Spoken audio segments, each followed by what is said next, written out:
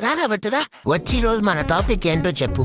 ఈ రోజు మన టాపిక్ సోషల్ మీడియాలో జరిగే ఫేక్ థింగ్స్ గురించి. బేసిక్ గా మన సోషల్ మీడియాలో ఉండేవి ఏంటి? Information, entertainment, engagement. ఇప్పుడున్న క్రియేటర్స్ రీచ్ కోసం, వ్యూస్ కోసం ఆడియన్స్ ని మిస్లీడ్ చేస్తున్నారు. అందులో మొదటిది పునర్విక ఇన్సిడెంట్. ఆమెకి ఏమైందంతా బానే ఉంది కదా, ఆమె కోసం చాలా మంది ఫండ్స్ కలెక్ట్ చేశారు. నారా లోకేష్ గారు కూడా చాలా హెల్ప్ చేశారు. అవును, ఇప్పుడు తనకి క్యూర్ అయిపోయింది. కానీ ఆ ఫండ్స్ కలెక్ట్ చేసే టైంలో చాలా మంది వాళ్ళ క్యూఆర్ కోడ్లు పెట్టుకొని వాళ్ళకే డబ్బులు కొట్టించుకున్నారు. అమ్మ దొంగ నా కొడుకులు, మన సొసైటీలో ఎంత దుర్మార్గులు కూడా ఉంటారు. అవును, చాలా మంది ఆ టైంలో జెన్యూన్ గా ఫండ్స్ కలెక్ట్ చేశారు. వాళ్ళు స్టేట్మెంట్లు కూడా చూపించారు. కానీ కొంతమంది డబ్బులు కలెక్ట్ చేసి ఆ పాప ఆపరేషన్ కోసం ఇవ్వకుండా ఉన్నారు. అసలు వాళ్ళని ఏం చేయాలి?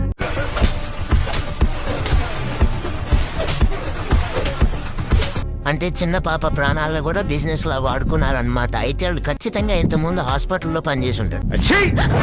ఇంకోటి సోఫిక్ అండ్ సోనాలి ఇన్సిడెంట్. వాళ్ళిద్దరు ఎవర్రా? వాళ్ళిద్దరు సోషల్ మీడియా ఇన్ఫ్లుయెన్సర్స్. అయితే వాళ్ళిద్దరిది ఒక ప్రైవేట్ వీడియో రిలీజ్ అయింది. అసలు ఆ ప్రైవేట్ వీడియో ఎందుకు రిలీజ్ అయింది అనే దానికి సోషల్ మీడియాలో ఒక్కొక్కళ్ళు ఒక్కొక్క కారణం చెప్పారు. కాబట్టి మనం దాని మీద ఏ స్టేట్మెంట్ ఇవ్వద్దు. అయితే ఇక్కడ మ్యాటర్ ఏంటంటే, రిలీజ్ అయిన వాళ్ళ ప్రైవేట్ వీడియో సోషల్ మీడియాలో బాగా వైరల్ అయింది. చికెన్ షాప్ ముందు రెడీగా ఉన్న కుక్కలాగా రీచ్ కోసం రెడీగా ఉన్న క్రియేటర్లు అందరూ దాని మీద వీడియోలు చేశారు.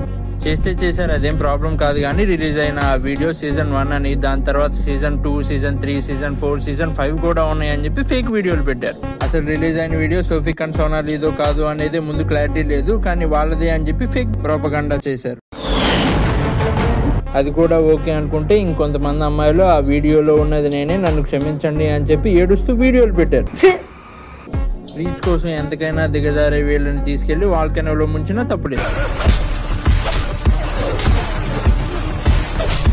అవును, నువ్వు ఇదంతా చెప్తున్నావు కానీ బానే ఉంది. ఇప్పుడు దాకా జరిగిన వాటి వల్ల జనాలకు వచ్చే పెద్ద నష్టమేముంది? ఓహో, అంటే ఇప్పుడు దాకా జరిగిన వాటిలో జనాలు డబ్బులు, సమయం మాత్రమే పోగొట్టుకుంటారు. దాంట్లో పెద్ద లాస్ ఏం లేదనే కదా నీ ఉద్దేశం? అయితే మొన్న ఈ మధ్య కరీంనగర్ లో ఒక హనీ ట్రాప్ బర్స్ట్ జరిగింది. అందులో ఆవిడ జనాలతో ఎలా కమ్యూనికేట్ అయ్యేదో తెలుసా? అది కూడా సోషల్ మీడియా ద్వారానే.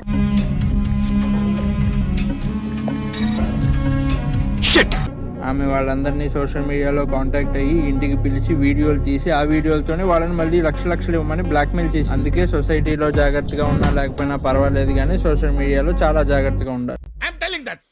ఇంకా ఇవే కాకుండా వీటికంటే ఇంపార్టెంట్ విషయం ఇంకొకటి ఉంది.